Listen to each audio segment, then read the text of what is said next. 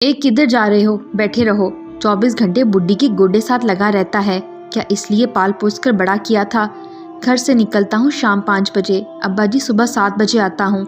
नहाया धोया, कपड़े बदले, नमाज पढ़ी, खाना वाना खाया, 2-3 घंटे आपके पास तो होता हूँ।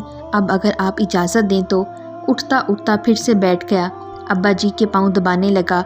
नहीं तो क्या, तेरी बुड्ढी यहाँ नहीं बैठ सकती थी? तुम भी तो बैठे हो। अब्बा जी, आपने ही तो मना किया था कि वो तुम्हारे साथ मत आए हमारे कमरे में। समी ने अब्बा जी को याद करवाया तो अब्बा जी ने बस घूरने पर इक्तफा किया। हाँ तो वो मैं कहने लगा था कि मुझे 40,000 दे देना, 5 तुम रख लेना। जी अच्छा अब्बू जी। अच्छा अब मैं चलता हूँ। बुड्ढी को पूरे 45,000 तनख्वाह ना बताना अपनी। जा मेरा पुत्र जीता रहे। समी डॉक्टर साहिबा ने अगले महीने की 7 तारीख दी है।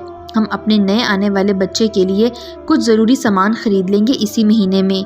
आयमा ने समी को मुखातिब किया तो वो सीने पर लगी खाली जेब पर हाथ रखकर किसी गहरी सोच में पड़ गया। क्या सोचने लगे हो? आयमा ने कंधे पर हाथ रखा तो समी ने इसका हाथ थाम लिया। कुछ नहीं मेरी जान, लेकिन आप गुमसुम क्यों हो गए? क्या आपको खुशी नहीं? अरे ये कैसे हो सकता है? क्या उल्टा पुल्टा सोचती हो? चलो कुछ देर के लिए पार्क चलते हैं। ओके, अभी आई तैयार होकर। सुनो, पहले अम्मी जी से इजाज़त ले लो। जी अच्छा। अम्मी जी, वो समी कह रहे हैं कि कुछ देर के लिए पार्क जाना खुद है और नाम समी का। वो कह रहे हैं ठहर जाओ, मैं खुद चलती हूँ तुम्हारे साथ। इसे आराम करने दो, कल ड्यूटी पर भी जाना है इसने। नहीं नहीं अम्मा जान, मैंने ही इसे बोला था जाने का। चलें आप भी साथ चलें, हम तीनों चलते हैं। जाओ आयमा तैयार हो जाओ। आ गया है तू भी उठकर, कमरे से नहीं निकलता अब। पता है जब तू छोटा था तो कई दिन रात नहीं सोती थी मैं। नहलाना धुलाना, खिलाना पिलाना। अब तो बुड्ढी के हाथों का लट्टू बना फिरता है। प्यारी अम्मा, अब मैंने क्या कर दिया? समी ने माँ के गिद्ध बाजू डाल दिए। पीछे कर हाथ, गुस्सा है तुझ पर। मेरी एक नहीं मानता। अब 7 तारीख मिल गई है, खर्चा कम होता है क्या? क्या हुआ अम्मा जानी? बच्चे का खर्च बाप की जिम्मे होता है ना। पहला बच्चा ननिहाल में होता है ना। तुझे खुद को कोई रीतो रिवाज का पता है ना माँ की मानता है। माँ बाप का नाफरमान जन्नत की खुशबू भी नहीं सूंघ सकेगा। ताई नूरा ने आखिरत की अजाब की झलक दिखाई तो समी के पसीने छूट गए। तहज्जुद का वक्त हो चला था, लेकिन नींद समी की आंखों से कोसों दूर थी। एक तरफ वालिदैन का नाफरमान जहन्नुमी और दूसरी तरफ किसी हदीस का मफहूम याद आ रहा था। बच्चे की परवरिश के बारे में वालिद से बास पुरस होगी। अल्लाह वो अकबर, अल्लाह वो अकबर। मस्जिद के स्पीकर से मुअज्जिन की आवाज़ उभरी तो समी वज़ू करके मस्जिद चला गया। मौलाना साहब, आपसे एक सवाल है। समी ने अपना मसला मौलाना साहब के सामने रख दिया। माँ और बच्चे को आप जहाँ कहीं भी रखें, खर्च आपके ज़िम्मे वाजिब है। मौलाना साहब ने वाजिब पर जोर डालते हुए समी की तरफ देखा। तो फिर अम्मा का हुक्म? देखो समी साहब, पहला हुक्म अल्लाह और उसके रसूल सल्लल्लाहु अलैहि वसल्लम का है। माँ को प्यार से समझाओ कि रस्म व रवाज बाद में है, पहले मेरे ज़िम्मे मेरे बच्चे का वाजिब है। औलाद के भी वालिदैन पर हकूक़ होते हैं, जिनमें से ये हक भी है कि अपने बच्चे का नान नफ़के का बंदोबस्त अपनी जेब से खर्च करे। सरकारी हस्पतालों में बच्चे नहीं होते क्या? प्राइवेट डॉक्टरों के तो इतने बड़े मुंह खुले हैं। हाजी अनवर ने हाथ फैलाए। अब्बू जी, प्राइवेट में कसीर अच्छी है। अब तू बाप का बाप बनेगा। ये बाल मैंने ऐसे ही चिट्टे नहीं किए, तुम लोगों को पाला है। कमर टूट गई। ये 5 तारीख थी जब अचानक आयमा की तबीयत बिगड़ी। करीब ही मौजूद एक छोटा सरकारी अस्पताल था, लेकिन बड़ी डॉक्टर साहिबा छुट्टी पर थीं। मजबूरन प्राइवेट अस्पताल का रुख किया, जहां पता चला कि ऑपरेशन अभी किया जाएगा, वरना जच्चा बच्चा में से किसी एक की जान जा सकती है। लेकिन इसके लिए 40,000 की रकम फ़ौरन अदा करनी थी। समी ने जल्दी से अब्बा जी को कॉल मिलाई। अब्बा जी, वो पैसे फ़िलहाल आज़म के हाथ भिजवा दें, मैं आपको बाद में दे दूँगा। लेकिन अब तो खर्च हो गए पुत्र, तुम अपने किसी दोस्त से पकड़ लो। हाजी अनवर ने कॉल काट दी। पैसे देकर बाप से वापस मांगते हुए ज़रा शर्म हया नहीं आई। पढ़ाया लिखा, कमाने के काबिल बनाया। हाजी अनवर को पता ही नहीं चला कि कब आवाज़ ऊंची होती गई। हाजी, आज किस बच्चे की शामत आ गई है? चाचा दिलावर आगे बढ़कर मोबाइल की स्क्रीन पर कॉलर नेम पढ़ने ही लगे थे कि उछल पड़े। ओह वाह हाजी मुबारका, मोबाइल कब बदला? यही 2 दिन पहले बड़े से 40,000 लिया, 20,000 छोटे से लिया, मिल मिलाकर 60 में ये मोबाइल खरीदा है। ओह याद आया, अभी जेदी मुझसे 40,000 ले गया था, कहता था कि समी को शदीद ज़रूरत है। चाचा दिलावर को हैरत का झटका लगा। عقل تو ہے نہیں، پتا تھا خرچہ ہوگا تو 4 پیسے جمع کر لیے ہوتے، اب ادھار اٹھاتا پھرے گا، میری تو مانتا نہیں، جیسے بڈھی کہتی ہے ویسے کرتا ہے۔ حاجی انور نے اپنی شاہ خرچیوں پر پردہ ڈالتے ہوئے ملامت کی۔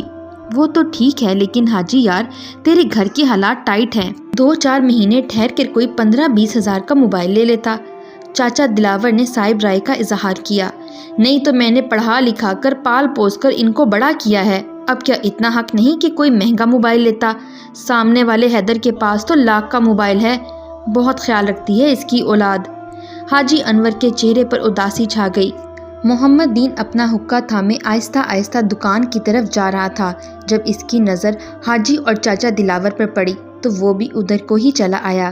محمد دین 70 کی سیڑھی پار کر رہا تھا اور ابھی 2 مہینے پہلے ہی گاؤں سے شہر اپنے بیٹے بہو اور پوتے پوتیوں کے ساتھ شفٹ ہوا تھا۔ کتنے پنڈاں دی کھلے کھاتے تھے، کتنے شہراں دیاں پیڑیاں گلیاں، کہاں دیہاتوں کا کھلا ماحول اور کہاں شہر کی تنگ گلیاں۔ محمد دین کرسی پر بیٹھتے ہوئے اپنے گاؤں کو یاد کرنے لگا۔ تمہیں اس عمر میں کس نے کہا تھا کہ اپنا گھر بار چھوڑ کر شہر آنے کو؟ اب سویر شام دیسی ماحول کی باتیں کرتا ہے۔ چاچا دلاور نے ہاتھ کمر پر دھرتے ہوئے محمد دین کی طرف سوالیہ نظروں سے دیکھا۔ دلاور ویر، جدو اولاد جوان ہو جاندی ہے تے پھر اولاد نو جتھے سہولت ہوئے اتھے نال ٹرنا پیندا ہے۔ جے ماپے ہی نہ پرواہ کرن اولاد دی بہتری دی تے پھر کون کرے گا؟ محمد دین نے یہ کہہ کر حقے کا کش لگایا۔ اچھا تو پھر روزانہ گاؤں کی باتیں کیوں یاد کرتے ہو؟ چاچا دلاور تپ کر رہ گیا۔ دے ساری عمر پنڈ وچ گزاری ہے، چنگے ویلے یاد تاں آندے نے، لیکن ویلے نال نہ ٹریے تے بندہ پیچھے رہ جاندا ہے۔ پنڈ وچ مجھاں سانبیاں نے تے شہر دے ماحول وچ میں دکان پا لی ہے۔ محمد دین کا لہجہ پرسکون تھا۔ محمد دین، اس عمر میں تیری اولاد تجھے 2 لقمے نہیں کھلا سکتی، 71 کو چڑھ رہا ہے اور دکان چلائے گا۔ حاجی انور نے طنزیہ لہجے میں کہا تو محمد دین مسکرائے بغیر نہ رہ سکا۔ ہاتھ پیر ہلاندا رہے بندہ ماڑا نہیں ہوندا، ہاں جے منجی دا ہو جائے تے منجی نو لگ جاندا ہے۔ سائنس کہندی ہے اے ویلیاں رہ کے دماغ اکٹھا ہو جاندا ہے۔ اللہ بخشے میرے ابا جی نو 85 سال دی عمر وچ اس دنیا تو پورے شان نال بغیر کسی محتاجی دے ٹر گئے۔ محمد دین کی بڑی آنکھیں نم ہو گئیں اور وہ بیتا سہانا وقت یاد کرنے لگے۔ بتیرا کہندا سی ابا، تیرا پتر کما کے کھلائے گا، تساں مینوں پال پوس کے جوان کیتا ہے، کس دن واسطے؟ لیکن ابا جی کہندے، محمد دینا، میں اپنا فرض نبھایا ہے، تسی اپنا فرض نبھانا ہے، اپنے گھر سانبھو تے اپنے ماپیاں دا ادب احترام کیتی رکھو۔ بڑے خوددار تھے، قناعت پسند۔ پچھلے زمانے اچھے تھے محمد دین، لیکن آج کل کی نکمی اولاد، پتہ ہی نہیں ماں باپ نے کیسے پالا پوسا، کیسے پڑھا لکھا کر بڑا کیا۔ حاجی انور نے لمبا سانس لیا۔ محمد دین کو اس محلے میں آئے 2 ہی مہینے ہوئے تھے، لیکن وہ محلے کے سب بابوں کے مزاج کو جانتا تھا۔ حاجی انور کے ناشکرے پن، فضول خرچی اور لالچ کو بھی اچھی طرح سمجھتا تھا۔ محلے کا یہ واحد بابا تھا جو اچھی زندگی گزارنے کے باوجود مطمئن نہیں تھا، اٹھتے بیٹھتے اولاد کو برا بھلا کہتا رہتا۔ حاجی انور کے دکھ وکھرے تھے۔ بہو بیٹوں کا آپس کا پیار اس کو دکھی کرتا، بیٹوں کا اپنی ذات پر، اپنی اولاد پر روپیہ پیسہ خرچ کرنا اس کے دکھ میں مزید اضافہ کرتا تھا۔ اس کی پہلی ترجیح پیسہ تھا۔ اولاد اپنی اپنی حیثیت کے مطابق جتنا بھی خرچ دیتی، اس کو ہمیشہ کم لگتا۔ اس کی فضول خرچی اور دکھاوے کی عادت نے حاجی انور سمیت حاجی کی اولاد کو بھی مقروض کر رکھا تھا۔ پاؤں چادر سے باہر رکھنے کی لت پڑ جائے تو زندگی سے سکون نکل جاتا ہے۔ چھوٹے ویر تو شکر کا کلمہ کیوں نہیں پڑھتا؟ اولاد کو پڑھانا لکھانا، ان پر خرچ کرنا، پالنا پوسنا، اچھی پرورش کرنا، یہ ہم پر واجب ہے، اور اگر تو نے پڑھایا تو اس کا نتیجہ ہے آج فارغ گھر بیٹھا عیش کرتا ہے۔ عیش کا لفظ سن کر ناشکرہ حاجی انور برہم ہو گیا۔ کون سی عیش؟ روٹی تو زندہ رہنے کو ضروری ہے ویر، دودھ دہی موسمی فروٹ، یہ عیش تو نہیں ہے کیا؟ پھر اپنے اوپر نظر دوڑا۔ وضاقتہ تیرا رہن سہن ان کئی لاکھوں سے اچھا ہے جو خود کما کر کھاتے ہیں۔ لیکن محمد دین، وہ والا سواد نہیں جب میں خود کماتا تھا، کڑک نوٹوں سے جیب بھری ہوتی تھی۔ حاجی انور نے جیب کو تھپکی لگائی۔ حاجی سن، جب تیری جیب نوٹوں سے بھری ہوتی تھی تب تجھ پر ذمہ داریاں بھی تھیں، اب تیری بے فکری کی زندگی ہے، شکر کیوں نہیں کرتا؟ خواہشیں تو ہر کسی کی بہت ہوتی ہیں، لیکن سب کی سب پوری کسی کی بھی نہیں ہوتی۔ اب تو تجھے چاہیے اولاد کو بھی کچھ جوڑنے بنانے دے، اب ان پر ذمہ داریاں ہیں، بھلے چنگے وقتوں کے لیے کچھ روپیہ پیسہ اولاد کو سانبھ لینے دے، نعمتیں گنا کر شکر کیا کر۔ محمد دین نے اپنے نوے نکور خصے پر کپڑا مارا، حقہ اٹھایا اور اپنی دکان کی طرف چل پڑا۔